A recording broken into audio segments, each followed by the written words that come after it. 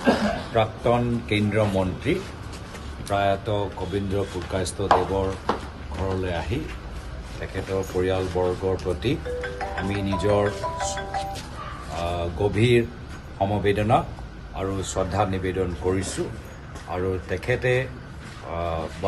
কাছাৰৰ বাৰাকৰ আৰু অসমৰ ৰাজনীতি যথেষ্ট এটা গুৰুত্বপূৰ্ণ ভূমিকা তেওঁ গ্ৰহণ কৰিছিল আৰু তেখেতৰ প্ৰতি আমাৰ সন্মান থাকিল আৰু আমাৰ লগত আজি বন্ধু তিৰ্কি দেৱ আমাৰ ঝাৰখণ্ডৰ প্ৰাক্তন মন্ত্ৰী উপস্থিত আছিল আমি প্ৰয়াত কবীন্দ্ৰ পুৰকায়স্থ দেৱৰ পৰিয়ালবৰ্গক লগ পালোঁ আৰু তেওঁলোকৰ খবৰ ল'লোঁ আৰু আশা কৰোঁ যে আগন্তুক দিনত তেওঁলোকে ভালদৰে থাকক